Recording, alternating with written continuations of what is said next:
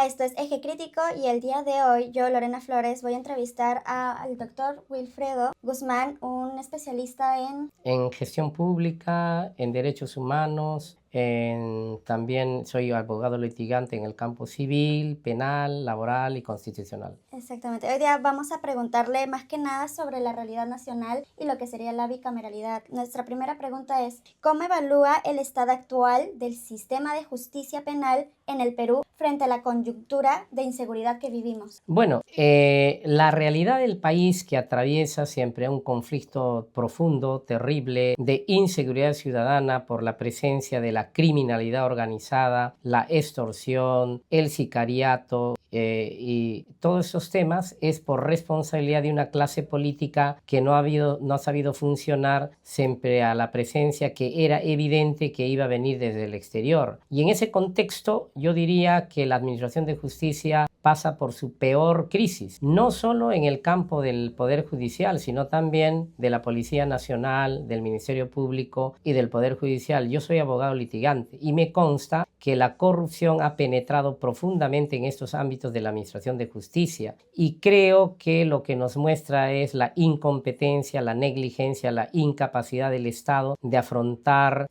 cómo resolver el problema de este carácter y que la inseguridad nos lleva a tener miedo, temor a la población en general, que no te genera libertades, que no te otorga derechos y que no es un manejo realmente de un Estado que se establezca desde lo democrático. ¿Usted piensa que nos faltan leyes más duras o es el propio sistema, las instituciones de justicia que están colapsando? Bueno, en cuanto a la normativa, puedo opinar que el Congreso, que se ha convertido en un pacto, yo diría, del crimen, en un pacto de la extorsión también desde el propio Congreso y que se ve en las calles, un pacto corrupto totalmente, ha dado normas pro crimen. Hay normas que tienen que derogarse necesariamente cuando hoy tengamos un Senado y una Cámara de Diputados. Y yo creo que la corrupción no es un tema solo del Estado, viene de la propia sociedad. El sistema prepara al niño, al adolescente, al joven, al adulto a vivir en una cuestión de corrupción. Nos enseña el sistema a vivir en el campo de la corrupción y la población en el imaginario de su mente, en algo que se le ha inoculado desde siempre, capta que ser corrupto es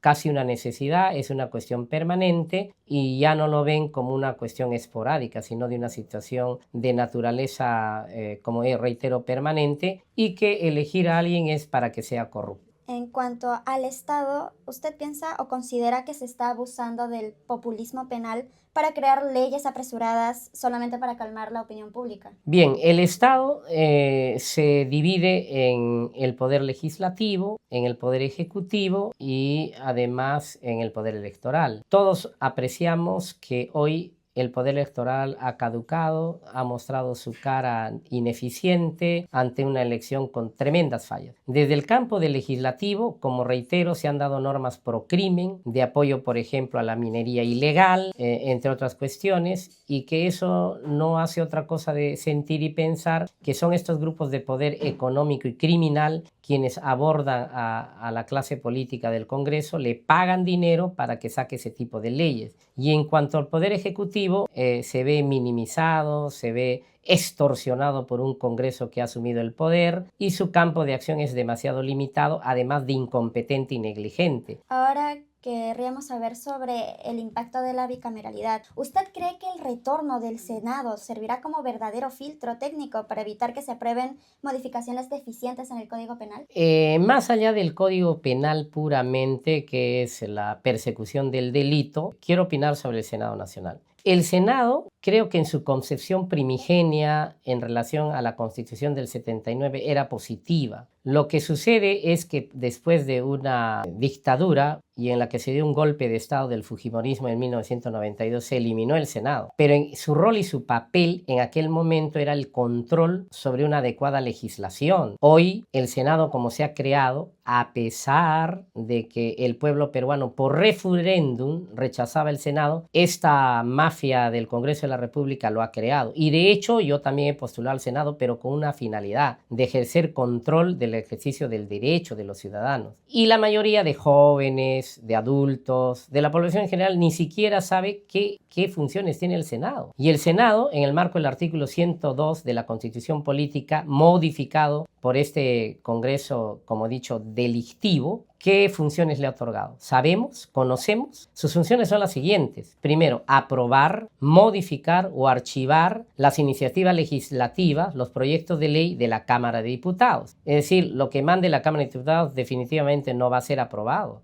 Necesariamente puede ser modificado e inclusive archivado. Pero el Senado hoy tiene unos poderes que sobrepasan a todo lo ejecutivo, es decir, podrían derrocar al presidente de la República. ¿Por qué? Porque va a elegir a los 7 miembros del Tribunal Constitucional, al Defensor del Pueblo, al Contralor General de la República, a 3 miembros del Banco Central de Reserva, es decir, un inmenso poder. Pero adicionalmente va a ejercer control sobre los decretos de urgencia, decretos legislativos y sobre los tratados internacionales, además que la Cámara de Senadores no podrá ser disuelta por mandato de esta Constitución espuria y hecho al modelo de un pacto criminal del Congreso de la República. Sin embargo, hay que destacar algo también. El Senado o el senador tiene el rol de fiscalización, representación y control político. Es decir, es tan inmenso su poder que puede visitar cualquier institución pública, gobierno local, gobierno regional, ministerios u otros tipos de organismos y ingresar inopinadamente, ejercer control y fiscalización sobre la situación de sus ejecuciones normativas, presupuestales y hacer control de las mismas, incluso de convocar a estos altos funcionarios al Senado Nacional para cuestionar, revisar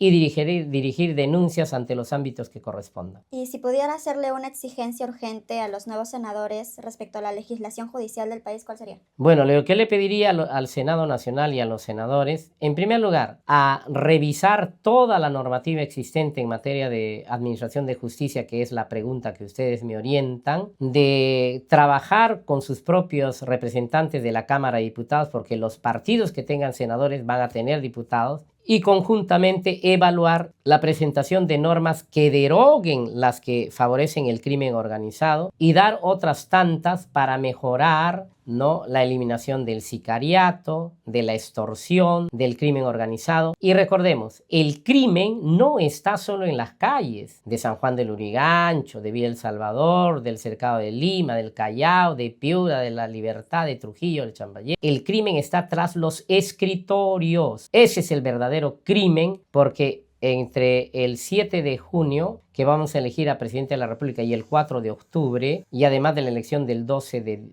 abril, elegimos a 13.424 funcionarios de elección popular, es decir, a presidente y vicepresidentes, 195 parlamentarios, entre ellos diputados, senadores y parlamentarios andinos, 26 gobernadores regionales, 1.890 alcaldes, más de 10.000 regidores y más de 400 consejeros regionales. Por supuesto también del enrumbamiento del Perú hacia el desarrollo, pero estos 13.424 funcionarios electos popularmente, ellos eligen a 45.700 funcionarios de confianza. ¿Sabemos eso? ¿Conoce la gente qué es eso? Es decir, funcionario de confianza de libre elección y remoción, es decir, que de su entorno, sin concurso público, va a elegir a los que administren los ministerios, los gobiernos regionales, locales y las instituciones públicas, y ellos son los verdaderos artífices de la corrupción del Perú, de que la ley, la norma no se aplique, nunca se aplica, y de que los recursos financieros se diluyan, como muchos lo dicen, 25.000 millones de soles cada año en corrupción, pero sepan ustedes, 68.500.000 soles diarios de corrupción. ¿Quiénes son responsables? Esos 13.424 funcionarios de elección popular y que a su vez eligen a funcionarios de libre designación sin concurso público de su entorno, 45.700, los verdaderos responsables de la corrupción y de que no mejore, por supuesto, la administración de justicia. Muchas gracias, doctor. Esto fue Eje Crítico y gracias por brindarnos toda la información acerca de la bicameralidad y sobre cómo está el Perú hoy en día. Muy bien, gracias a ustedes. Gracias.